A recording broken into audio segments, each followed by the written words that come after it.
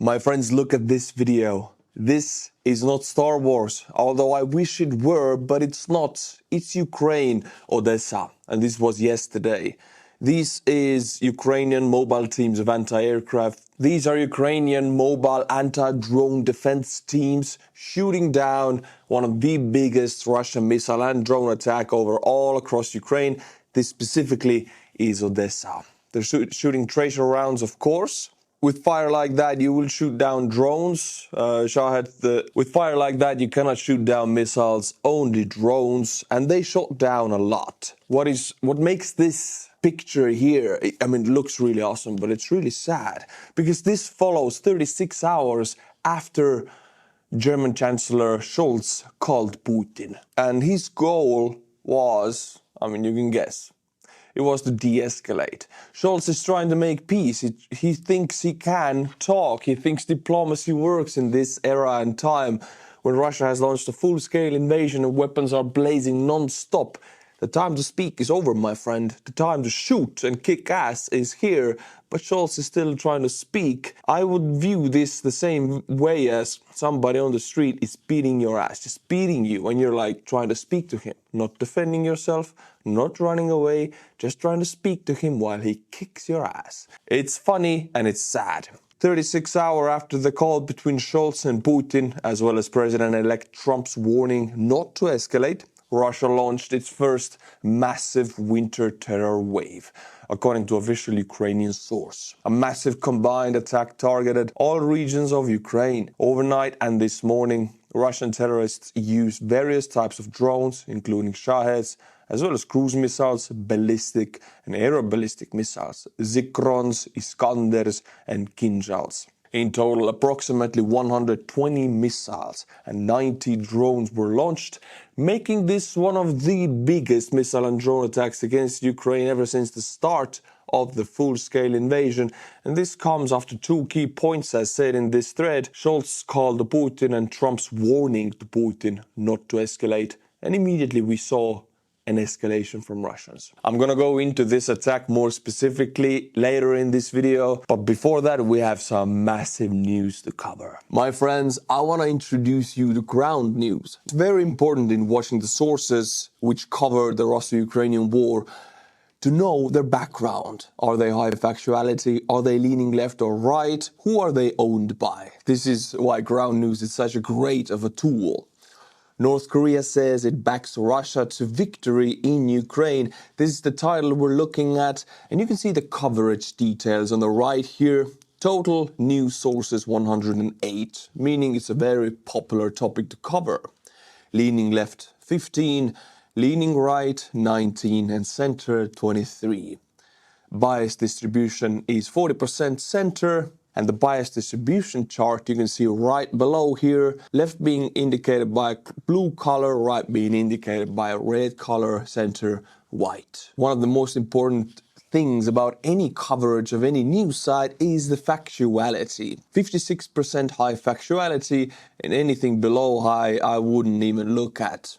Also, we have here the ownership chart, which gives us an idea of what might be the agenda behind the wording of the title or behind pushing some kind of a narrative. Now, every owner has an agenda they want to push. Now that you can know about who owns the media house, you can perhaps know what they're pushing. Here we can see the articles, and one by one you can see the titles and headlines, and the wording in the headline gives us a lot of hints of if they're pushing left or right, or if they're just in the center. Ground News has a For You tab, and I can click here and find out only what I want to read about, which in my case is Ukrainian war and Ukraine. Two topics. Ground News is giving my viewers 50% off their Vantage plan during the election season. This is the best deal of the year, and it will only be available for a limited time. So make sure to use my link in the description below. Thank you, Ground News, for sponsoring today's video. My friends, Biden administration has about 2 more months in office, and they can do some stuff with it. It's not much, but Biden stepped his biggest step in the whole full-scale invasion in my eyes. He now allowed Ukraine to use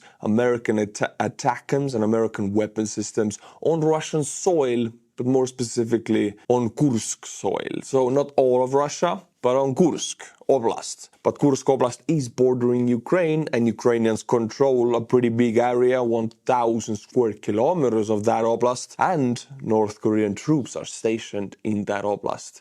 So Ukrainians are finally allowed to use these weapons. We have all been waiting for it. This is massive news. But I gotta bring you, an interesting detail about it is this is crossing one of the biggest Putin's red lines. Because only 2 months ago, in September, he said, and I quote, he said it in a video, by the way, long-range strike into the Russian Federation will mean the participation of NATO countries in the war.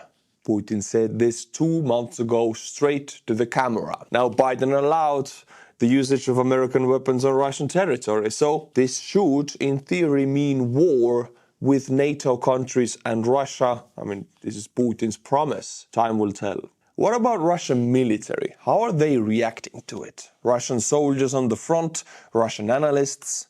Well, I'll read you the first one. Don't believe the people who claim that deep strikes are insignificant. Every escalation involving American and Western precision weapons has caused us significant problems. Number 1. HIMARS. Since summer 2022. Frontline warehouses, command posts and logistics hubs within its range were decimated. This changed the course of the war and without exaggeration marked the first major turning point. Logistics became stretched thin and using artillery, especially tow systems, became much harder. A lot of ammunition depots were destroyed, triggering the 2022 shell shortage. And this was achieved with only a couple dozen launchers deployed across the entire front line. Number 2. Storm Shadows and Scholz missiles 2023. These essentially crippled the Black Sea fleet. While not everything was sunk, a significant portion of the fleet had to withdraw from Crimea, making it impossible to operate there freely. And finally, number 3, ATACMS with cluster munitions 2023, airfields even as far as Crimea were hit hard. The Berdyansk airfield alone is a prime example. These strikes caused severe damage, destroyed a lot of equipment on the ground, and inflicted significant human losses. They imposed serious limitations on the operations of Army aviation and the aerospace forces in Crimea. The hunt for air defense falls into this same category. Targets deep within the country will face similar impacts. It's not catastrophic, of course, and won't help former Ukraine reclaim its borders, but the consequences will surprise many, especially if these strikes are allowed to be carried out en masse, as was done in the new territories in Crimea. It's a very good analysis from a Russian source because it doesn't underplay the lifting of the restrictions, but it doesn't also overplay it, because these lift of restrictions, some Western people see this and shout a hooray, and I do also, but we have to stay our feet on the ground. We have to look at the realities that the situation on the front line right now is that Ukraine has issues on several different areas, and this lifting of this restriction doesn't fix all of these issues. It fixes a lot, but it doesn't fix all of it, so it has a limited potential, and we'll go into it. I'll read you another very short reaction from a Russian serviceman. On permission for strikes deep into Russia, this all looks very interesting. Such synchronized decision-making is no coincidence. The Ukrainian military has been stockpiling armored vehicles in rear areas for months and sacrificing infantry without support, using sabotage groups and carrying out diversionary activities. There were almost no ATACMS or Storm Shadow strikes on old territories. There were a few drone attacks, but they were minimal compared to previous periods. This suggests that Ukrainian forces have been accumulating resources for a specific purpose. Giving the permission for long-range strikes and the build-up of resources, Ukrainian formations are likely preparing a breakthrough at some point on the front.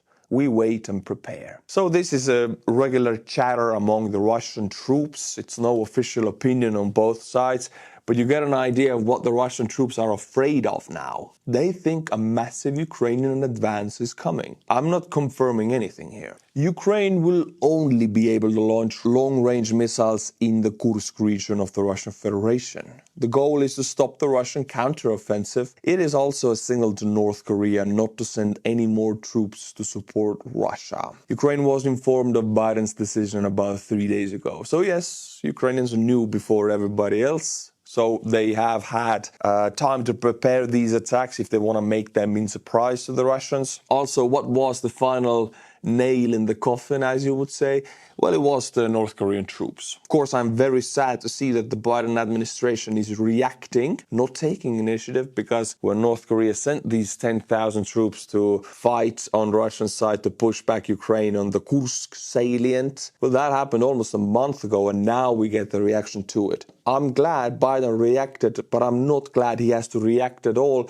This should have been done preemptively. When North Korea was talking to Russia and everybody was speculating about them sending these troops, then it would have been the time to allow these restrictions to be lifted. Well, now, North Korean troops in Russia, that was the final nail in the coffin for Biden to make that decision finally. I want to bring it to you visually also. If you're watching this when you're driving a car, of course, then you cannot see it. But here is 3 different maps. I will show you what is in stake for the Russians. Well, of course, these maps show all of the oblasts, but actually we look only at Kursk. And we have 92 kilometers, 150 to 65, and 300 kilometers.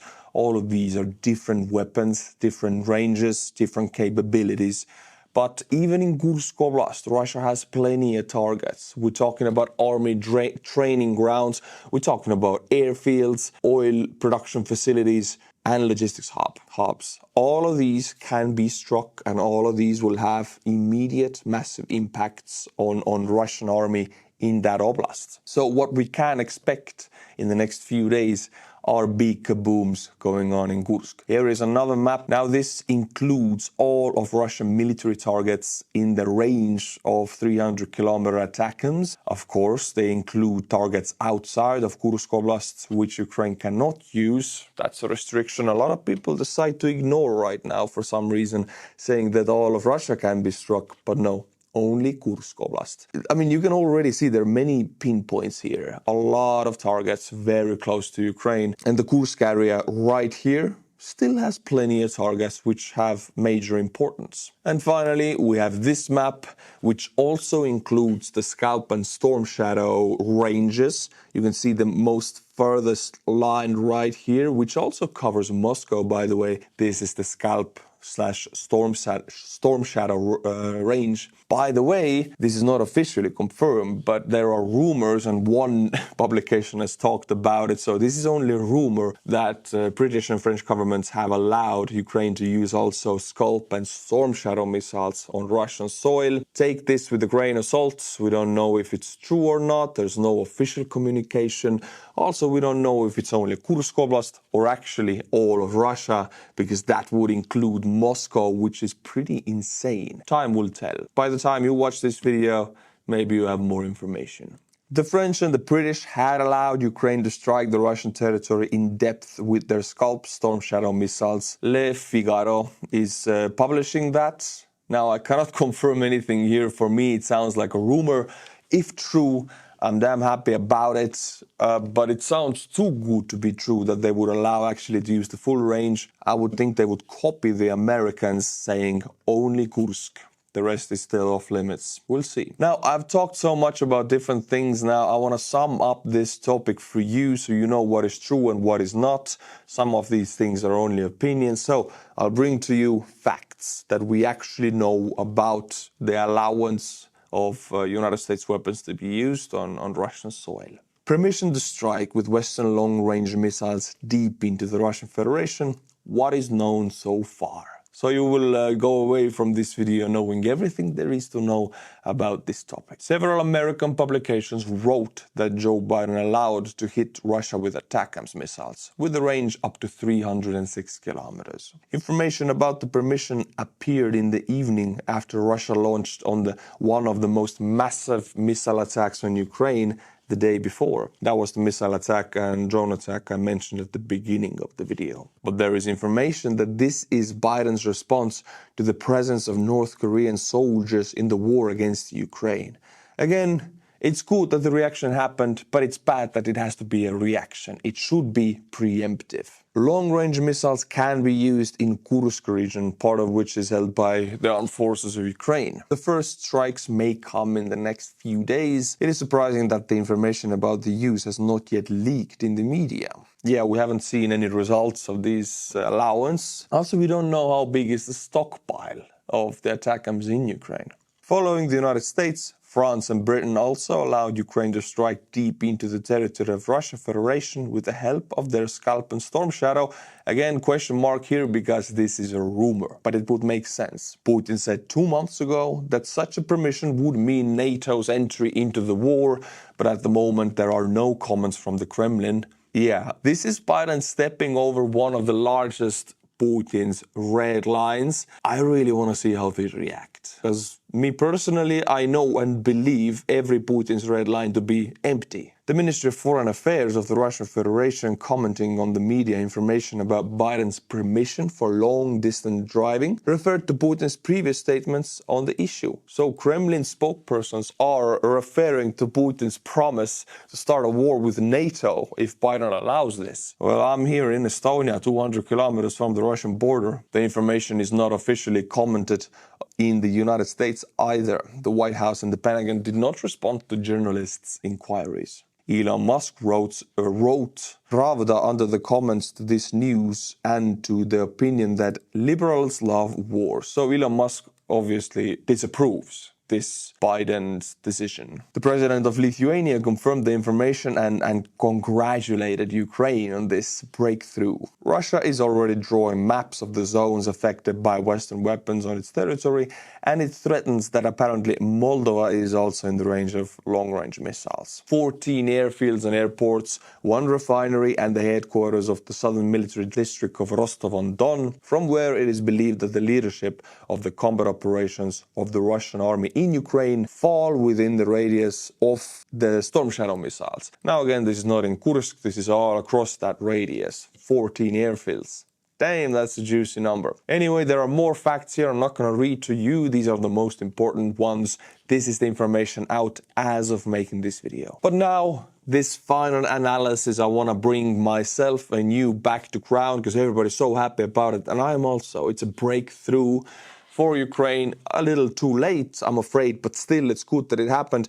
But it is not a Wunderwaffe. Permission to strike with ATACMS came as timely as it did in October 23 when the counteroffensive was essentially over. Don't expect a major shift on the battlefield with their use, as the nature of the setbacks for Ukrainian army comes from different issues. For example, ATACMS stock, salvo and interception rates aren't good enough for Ukraine to significantly shift the balance. The systems is far more effective when targeting high-value centralized logistics and military infrastructure outside of Kursk. There seem to be some range and geographical location limits. Not that many storages or nodes there for serious impact. We're talking about Kursk, right? So yeah.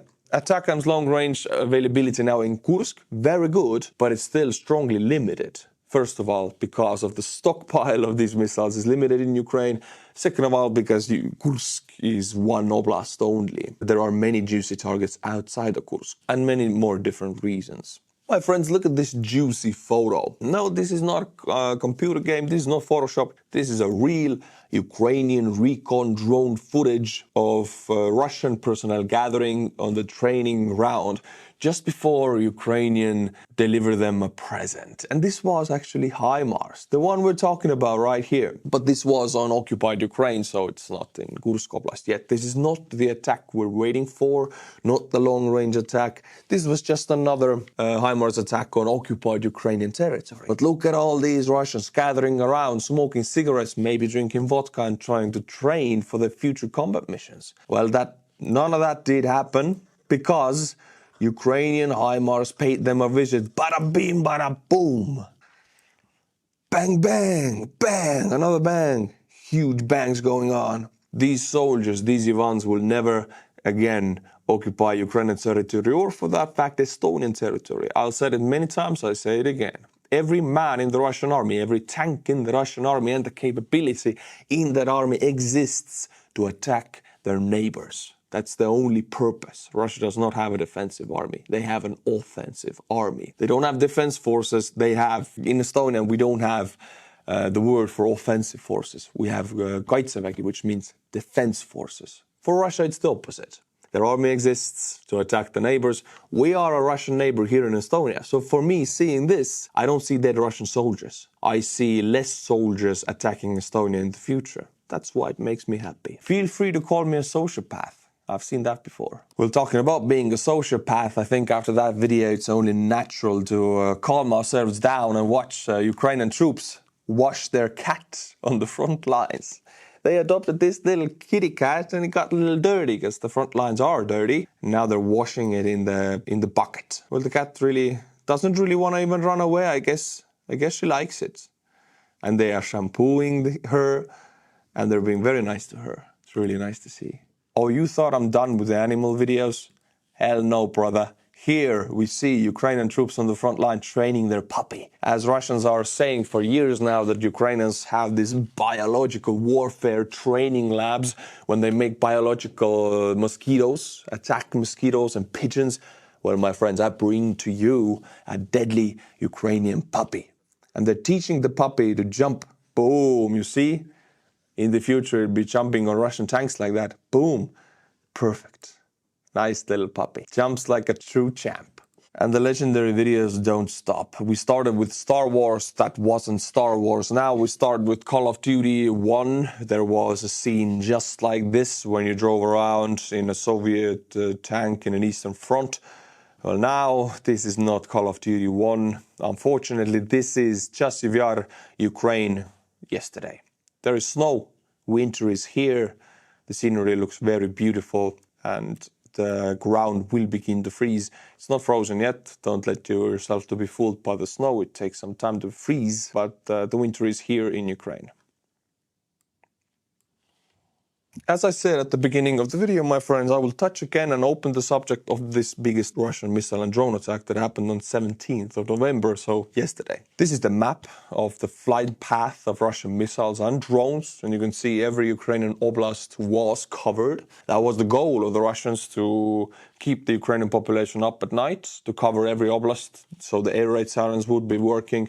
Plus, they know that the Ukrainians are switching off electrical infrastructure as soon as they expect an attack. This forces most Ukrainian power plants to switch off for a moment to minimize the risk of accidents and fires. So it terrorizes Ukrainian civilians in any way. What was the goal of this attack? It was the electric producing infrastructure and heating infrastructure. Winter is coming in some areas. It's here already. So Russians are trying to again terrorize the civilian population by freezing them. Winters get pretty tough in Ukraine because it's inland, and winters tend to be tougher inland than next to the seas. So destroying the heating infrastructure and electrical infrastructure can directly translate into people getting frostbite and even dying. The Russian terror wave this morning was massive, but the Ukrainian defense prevented a catastrophe once again. Shot down ratio, and on the photo you can see everything that was shot down. It's massive. All of these Shahed drones, by the way, about half of them were not physically shot down by kinetic means. They were landed by electronic warfare means. This is very new, and in the recent months about half of the Shaheds eliminated in each attack are landed by Ukrainian electronic warfare means. Really awesome. The rest of them were shot down using kinetic means. All of these are cruise missiles. All of these here are ballistic missiles. Massive attack on the energy systems. Russia is attacking electricity generation and transmission facilities throughout Ukraine. We know the goal already, to freeze the civilian population. In total, the invaders used 120 missiles and 90 drones during the night and morning. Our air defense destroyed more than 140 air targets. So well over 70% of all of the air targets were destroyed. By the way, the F-16s, I don't have the photo for you here, but I know that the F-16 shot down about 10 missiles in this attack. So the usage of these F-16s as air defense means is very good. The attack was so big that Poland raised all available aircraft and engaged air defense systems due to the ongoing Russian missile attack on Ukraine. That was said by Polish Operational Command. So Poland scrambled their fighters, and you could say NATO Air Force in Poland reacted with all its force to this attack. And talking about the targets, yes, I already mentioned to you, electricity producing infrastructure involving also hydroelectric power plants. For example, the Kremenchuk Reservoir, which is on the Dnipro River, forming one of the largest reservoirs in all of Dnipro in Ukraine. This is in central Ukraine, and this holds back a massive amount of water. Now, Russians targeted this, try to destroy the dam, because that would bring about one of the largest flooding catastrophes in Ukraine. They missed on the first shot, as you can see. That's the dam, and they hit the water. But then another strike comes. Okay, they missed the second bang also, but the third one, boom, they hit the dam. Now, they did not destroy it. As you can see, it holds intact, but the goal was to destroy this dam. And looking at this reservoir in central Ukraine, this would flood hundreds of settlements, small villages, hundreds of small villages. Now, Polish Prime Minister Donald Tusk said, phone calls won't stop Putin. Why did he say that? Well, before I mentioned at the beginning of the video, and it personally pisses me off, Olaf Scholz has only a few days left as a chancellor. What does he decide to do? He decides to call Putin. Call Putin to try to de-escalate, try to diplomatically talk to the guy, to the terrorist who is killing civilians every day. And after that call, immediately Russia started that massive missile and drone attack. I mean, this is laughing at Europeans' faces. Scholz is stuck in his world. He cannot adapt to the new realities, which is that the time of talk is over, the time to kick ass is here. And I quote Polish Prime Minister Donald Tusk. The attack last night, one of the largest in this war, has proven that telephone diplomacy cannot replace real support for Ukraine from the entire West. The coming weeks will be decisive not only for the war itself, but for our future. And Scholz has an option to redeem himself. Biden redeemed a lot in my eyes by allowing Ukraine to use ATACMS in Kursk. Still, there are restrictions. Okay, he has 2 more months. I mean, Scholz has a few days as a chancellor. There will be elections soon. And he has, in my eyes, the perfect opportunity to redeem his mistakes as a leader of Germany by releasing the Taurus. Even after the United States, Britain and France has done it with their missiles, still Scholz is afraid. He is allowing himself to act on fear, which is one of the greatest weaknesses. I am afraid also, we're all afraid. I don't act on it. In 2021, world leaders spent the whole year talking to Putin, flying to Moscow, calling him up, making promises, sitting at the world's longest table and begging him. What we got as a result was Europe's worst war since 1945, and here we can see Scholz sucking up to Putin once again, choosing to be afraid of him and choosing to act upon it, therefore making himself a fool, making Europe as a fool, and I'm really sad to see this. It's a new time now. The cheap gas from Russia will never return, Mr. Scholz. I want Russia to end the war with Ukraine, be honest. What? I want just and lasting peace. Why do you really want the war to end? I just want cheap Russian gas. Danke. There will never be cheap Russian gas again in Europe, because Europe won't trust Russia anymore, and Scholz unfortunately cannot adapt to the new reality. Improvise, adapt, overcome. This is what Scholz must learn now, today. I saw this video, I wanted to share it with you. These Russian soldiers, there's about 5 or 6 of them, they are sharing their last food ration meal pack. This is their last one, and there are 5 of them, so they have to share, and that's it. They have to go on an assault fast, because after the assault they will never have to eat again, but right now they do, so they need to share. There was a Ukrainian deep strike into the Russian territory. No, not with ATACMS, but with drones, and it was actually 1,300 kilometers from the Ukrainian border. A Ukrainian A-22 UAV struck the workshop of the military plant in Izhevsk, which is more than 1,300 kilometers from the Ukrainian border. The plant produces components for the Tor air defense missile system. And all the videos we get from it are CCTV. We get this kind of cool hue in the background. You can see boom, boom, boom, boom. Could be New Year's, but no, it's the burning Russian factory. And here also, bada beam, and you can see all the cars are going off like crazy, having this party of lights right here. Yay! Now I'm gonna jump to the country I've not talked about ever, I think, which is Japan. Because Japan is a massive supporter of Ukraine. Not weapons-wise, but monetarily. They have sent a lot of money in 23 and they're sending a lot of money in 24. By the way, Ukrainian country, what I mean by it is paying the wages to the soldiers, keeping the country running by paying the wages to police, the teachers, the hospitals. Most of that is run by European Union funds and Japan, for example, and the United States. And part of this is what Japan did, and I really like it, I really respect it, and I think everybody should do it like that. Japanese Foreign Minister Takeshi Iwaya has arrived in Kyiv this morning for an unannounced visit. Japanese government committed to provide $3.3 billion of income from the frozen Russian assets to Ukraine under the financial package of G7. They have also promised to provide $4.5 billion of assistance by the end of 2024. Now, there is $3.3 billion of frozen assets. It is always reported like that. Europe also did it. But it's not the frozen assets. It is Russian frozen assets in Europe and in Japan and in all across the world that are sitting there, and they're frozen as the name suggests, so they cannot be moved. What can be moved is interests accumulated. Money makes money. Also, Russian frozen assets make money by just sitting there because the central banks of these countries have interest rates, and that's how they make money. So billions, even tens of billions of Russian assets are just sitting, generating in the last 2 years, 1 or 2, or in this case, 3 billion of interests. Just like that. And that interest is being sent to Ukraine, which Ukraine uses to pay all of their police and teachers and everybody I mentioned. So it's a funny situation how Russian assets generating interests are paying for Ukrainian country to work. Strange.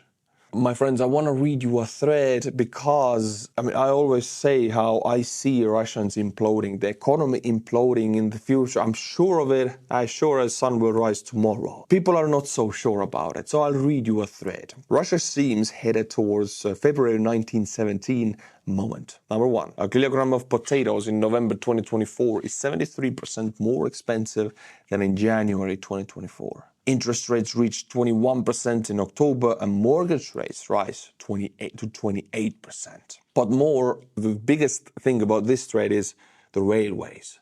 Russia is a massive country and they rely on railways to do most of their shipping. Is it a military or is it a whatever Timo order from China? The guy in Moscow gets it, it comes from railway. The Russian railway system is now falling apart. It is not one thing, it is everything. The Western ball bearing were the excuse for the Russian railway system to fire its entire maintenance department in 2013. 40% of Russian railway rolling stock is Soviet-era vintage. Russia went to 100% utilization of the Trans-Siberian Railway in the late summer of 21 and has stayed there ever since. Those rail cars were not well maintained to start with, less Western bearings. Why he mentions Western ball bearings is that Russia really cannot make massive amounts of ball bearings. The ones that they do make are very low quality. Good quality ball bearings come from the European Union. That's how it is. Finnish firms were also hired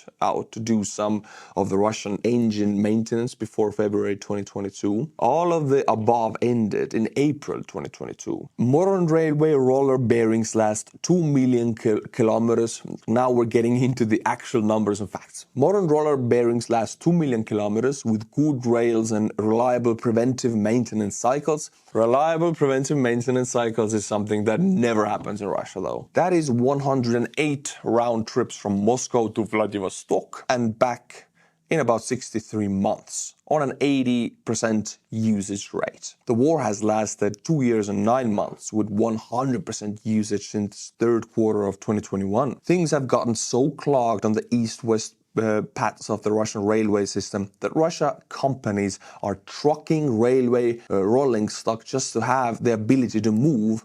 And I'm like, this is insane. no country in the world, no company in the world would ever do this if they would have a working railway, because it's so much cheaper, more effective, anyway better to use railway cars on railway where they're designed to be on. This railway car is on a truck, signifying how screwed the Russian railway system is, how clogged it is. Look at this. Have you seen it in Western countries? Is massive. Half of Russian engines and rolling stock may have burned out their Western bearings by now. The bill for delayed and deferred maintenance has come due. Plus, the Chinese rail bearings have far less life and require lubrication that the West bearings do not. The Moscow Times article makes clear that lubricated Chinese bearings are not the real option for the Russia, as there is also a huge labor shortage for locomotive crews as well as for rolling stock. The Russian rail system collapse sequence is as follows, and it's really a funny one. Number 1, the first train on the remote Russian rail lines derail. Number 2, more Russian trains on lines closer to Moscow derail. And number 3, the Russian repaired trains derail on the way to the open derailments.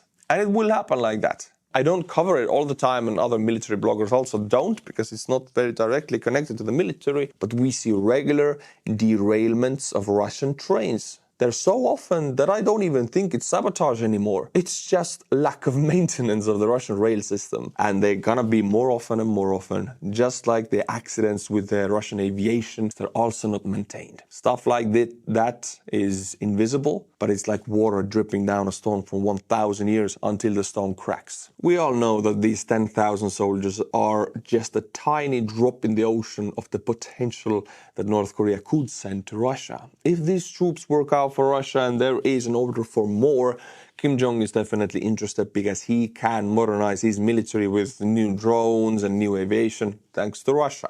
So North Korea may send 100,000 troops to support Russia. 100,000 would definitely have a big impact on the war effort. Even if they're being mowed down by cluster munitions of ATACMS, still they would soak up all of the stockpiles Ukraine has. So I think we need a much more and clearer response to North Korean troops fighting on the side of Russia. Biden's administration reacted too little, too late. We need the restrictions to be lifted, not only to attack Kursk region oblasts, but all of Russia. If North Koreans are clustered in some area near Moscow, bring it down. By the way, here is a Russian priest preaching Russian soldiers, and I'll read you the subtitles. Tomorrow you'll see for yourself death and some kind of disease, or else God said these words, I will judge you as I find you. Don't you see? Our Korean comrades arrived from distant lands who don't believe in God. They brought some kind of illness with them. Damn. God deniers with atheist sins. God punishes them for it, and He punishes us for accepting them into our home. Don't take the sin on your soul. Don't listen to their devilish speech. By God's words, guide them on the path of truth. We're Russians. God's with us. Cross is our banner and our weapon, right? Yeah, so the Russians themselves even don't really like the North Koreans. All right, my friends, Monday's edition of Buy Me a Coffee monthly members. Let's go and do the butchering. Sukki roi min. Haring kon nordkaring rd. Damn. Aaron small. Peter. Boob. Well, thank you. Thank you, my friends. If you like my channel, become a member, monthly member of Buy Me a Coffee. Link is in the description below. And until my next video, which will be on Wednesday, so be sure to be back. Slava Ukraini, and bye-bye.